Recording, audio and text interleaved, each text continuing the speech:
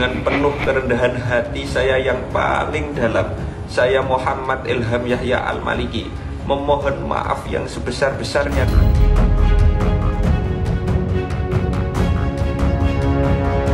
Saya sepakat dengan pendapat publik itu, dan ini harus dihentikan.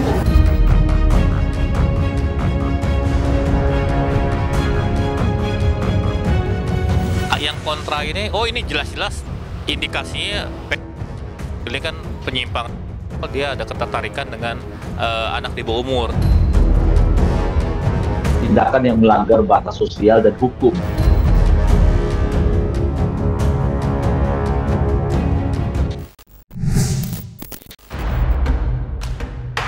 Kasus pendakwah asal Kediri, Ilham Yahya Lukman atau yang lebih dikenal Gus Ilham, belakangan ini sedang ramai menuai banyak kecaman usai videonya yang mencium sejumlah anak perempuan di bawah umur saat berdakwah, viral di media sosial. Menyadari banyaknya hujatan dari masyarakat, pendakwah muda asal Kediri itu pun menyampaikan permintaan maafnya secara terbuka. Namun begitu, publik yang terlanjur geram atas perbuatan tak pantas yang dilakukan Gus Ilham ramai-ramai menghujatnya. Meski sudah meminta maaf, Gus Ilham masih menuai gelombang kecaman. Tidak sedikit kalangan hingga menyeret perhatian para tokoh ulama tingkat pusat yang menyayangkan perbuatan tak terpuji dilakukan seorang pendakwah. Lantas apa kata Rais AMPBNU, Kiai Haji Miftahul Akhyar dan Wakil Menteri Agama Romo Syafi'i atas perbuatan tercela pendakwah muda Gus Ilham tersebut?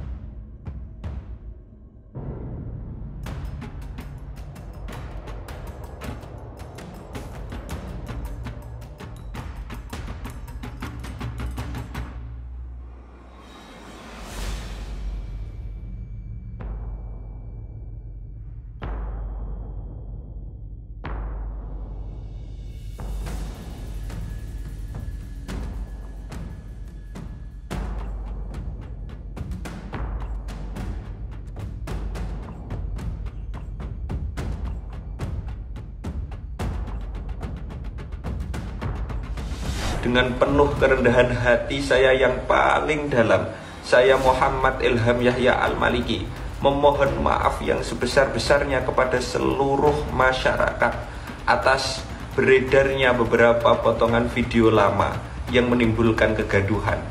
Saya mengakui hal tersebut sebagai kekhilafan pribadi dan telah menghapus video tersebut dari seluruh media sosial resmi kami.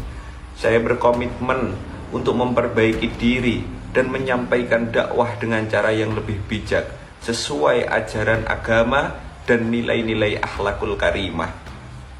Semoga Allah Subhanahu wa Ta'ala mengampuni kekhilafan saya dan membimbing saya ke jalan kebaikan. Tidak macam apa kalau seperti itu di kelakuannya itu ya. Harus tertibkan ya. Cium anak kecil sampai bibir. Kecil tinggal merusak itu. Berarti merusak dia ya. Ya. Nggak boleh ada muncul lagi. Bila perlu diberi sanksi yang menjerakan. Jadi sikap PBNU gimana ini Pak? Apakah istilahnya apa yang cocok, mengutuk apa? Pengecam ya? Pengecam, keras. Yang berhak menyaksi siapa Pak Yai? Kalau seperti itu disangsikan tadi menegur, dengan bilang disanksi. Nah yang siapa? Yang berwajib kan ya. Itu kalau NU kan sanksinya paling administrasi. Saya sepakat dengan pendapat publik itu, dan ini harus dihentikan. Maka terhadap yang bersangkutan memang harus ada upaya mengembalikan kepada posisinya agar tidak mengulangi perbuatan-perbuatan.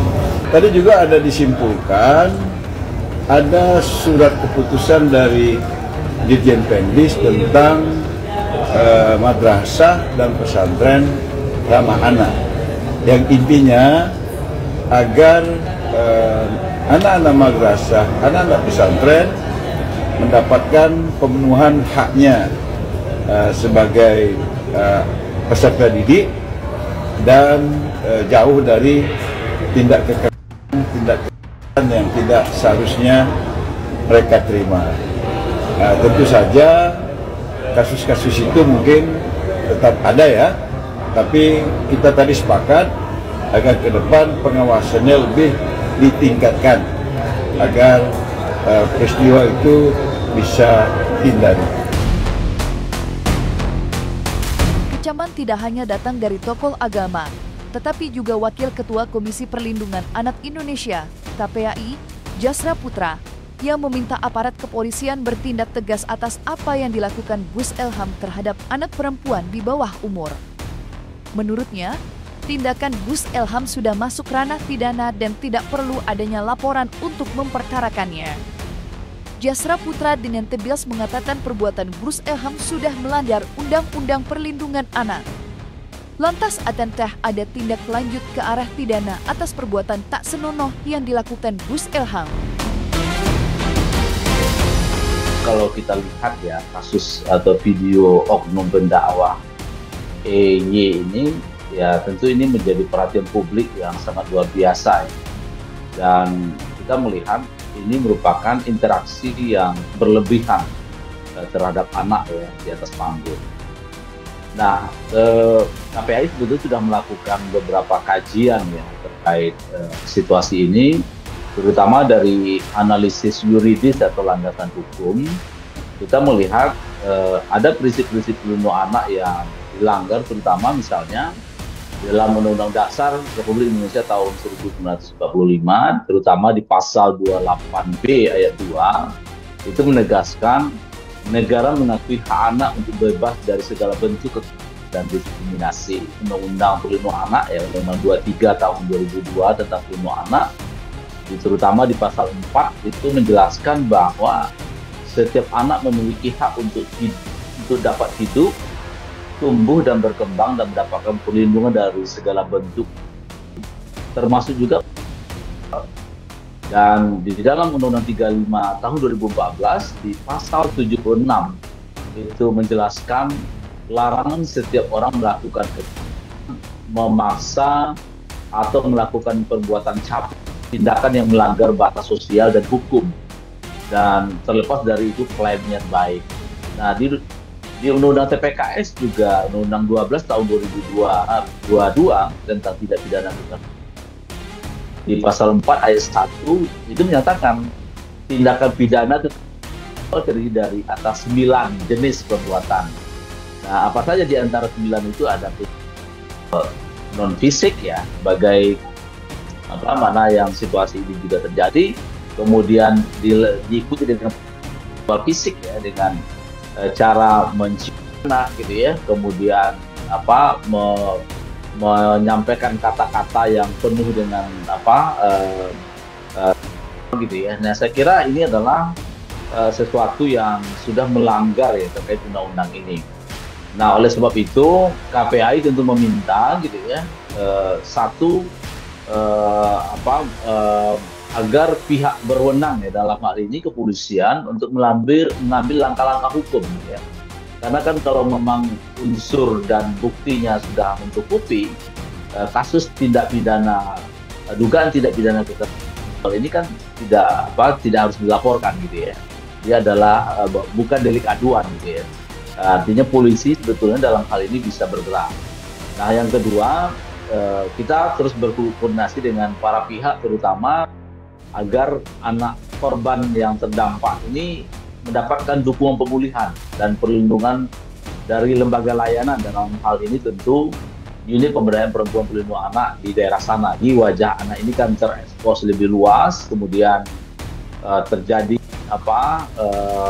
situasi yang tentu oleh anak pasti mendengar ya informasi-informasi ini, maka penting ya bagaimana memastikan pemulihan tersebut. Aparat hukum bisa masuk untuk melihat persoalan ini lebih jauh gitu ya, terkait dugaan-dugaan pelanggaran terkait undang-undang perlindungan anak, dan tentu dengan seperti itu maka akan ada keadilan bagi korban, akan ada pemulihan bagi korban, dan termasuk juga tentu ini adalah tentu pembelajaran publik bahwa kita sudah bersepakat, negara sudah bersepakat memastikan perlindungan anak, ya, memastikan safeguarding, ya, keamanan berhadapan dengan anak atau etika berhadapan dengan anak, yang saya kira itu negara harus terus-menerus mengedukasi dan mengadvokasi agar situasi-situasi seperti ini tidak berulang kembali.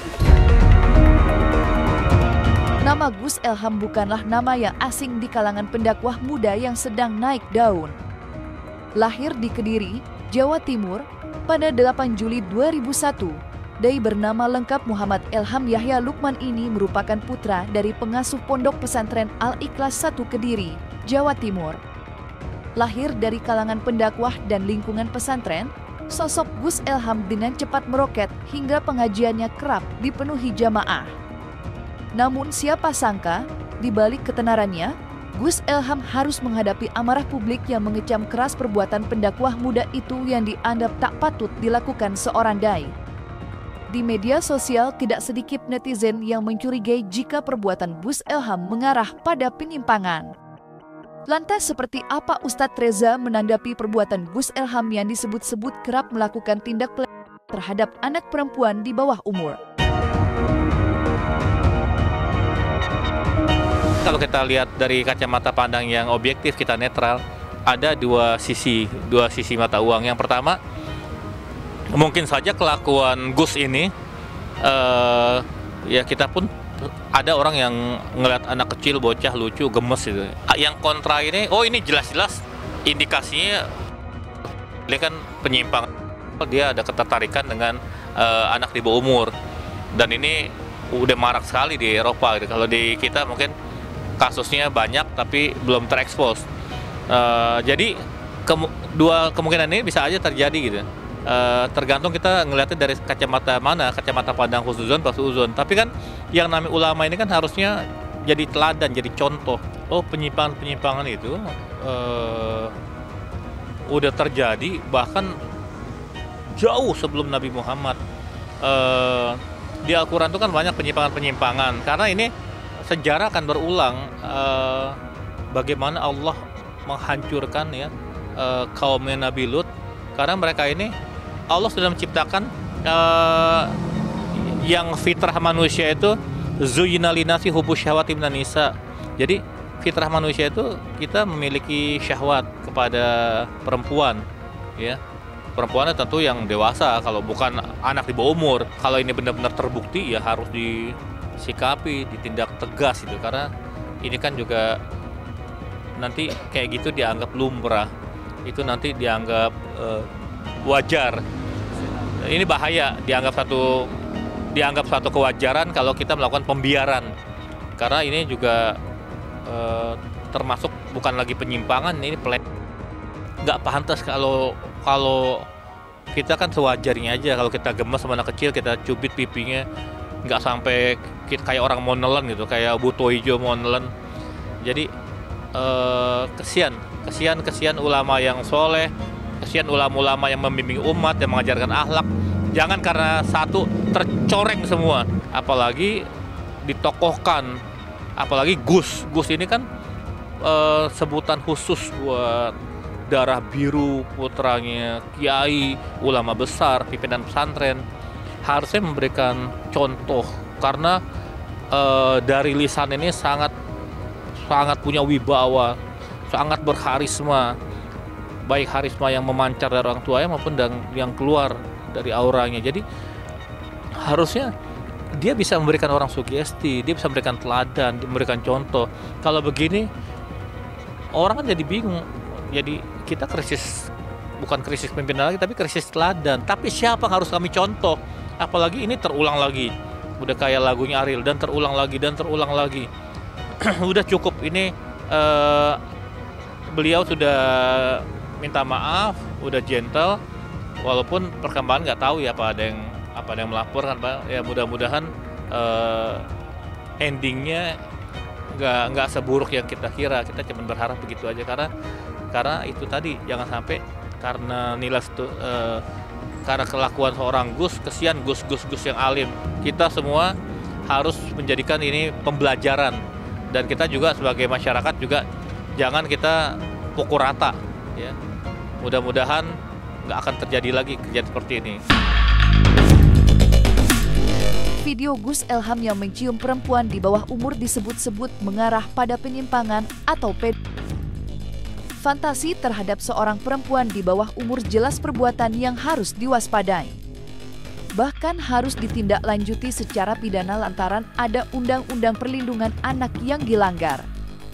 Lantas benarkah perbuatan Gus Elham mengarah pada penyimpangan? Berikut penjelasan psikolog mengenai penyimpangan atau ketertarikan pada anak.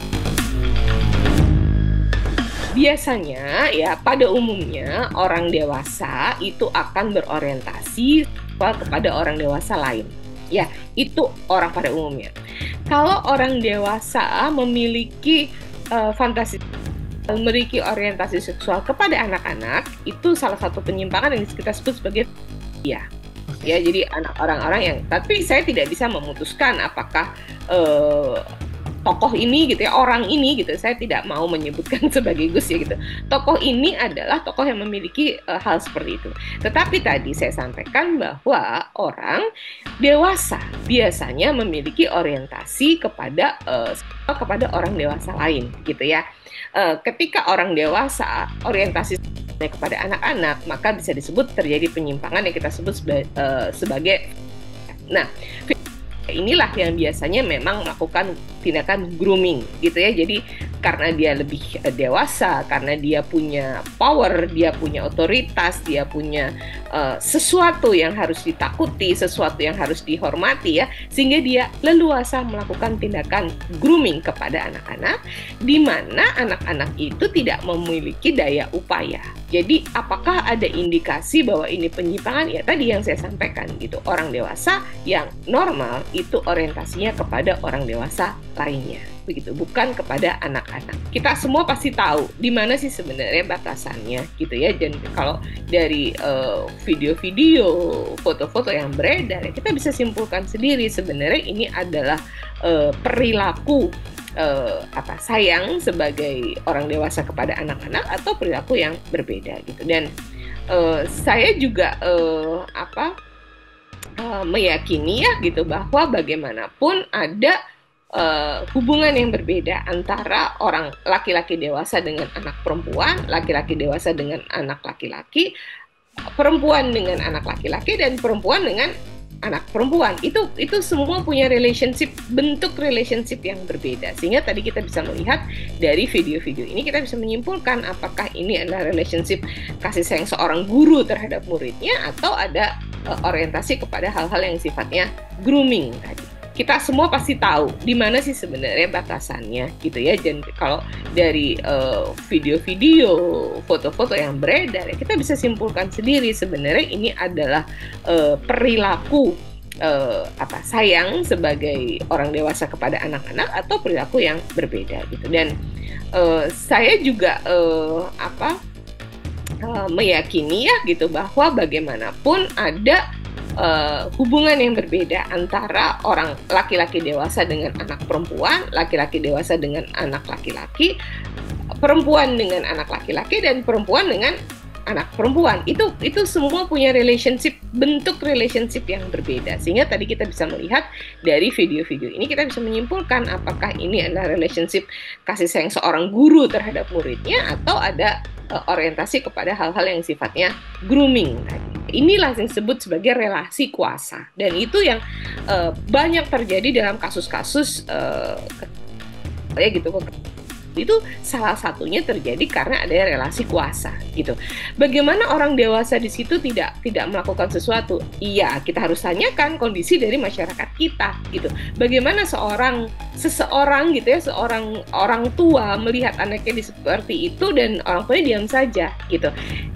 Saya yakin mungkin dia juga merasa ini sesuatu hal yang tidak benar, tetapi tidak memiliki keberanian juga untuk kemudian bersama-sama melakukan suatu tindakan. Itulah yang disebut sebagai grooming, doktrinasi gitu, bahwa seorang ahli agama pasti benar, seorang ahli agama pasti menuju jalan agama begitu ya. Dan ternyata yang kita lihat di sini tidak seperti itu. Dan jangan lupa untuk like, subscribe dan juga share channel YouTube Cumi Cumi.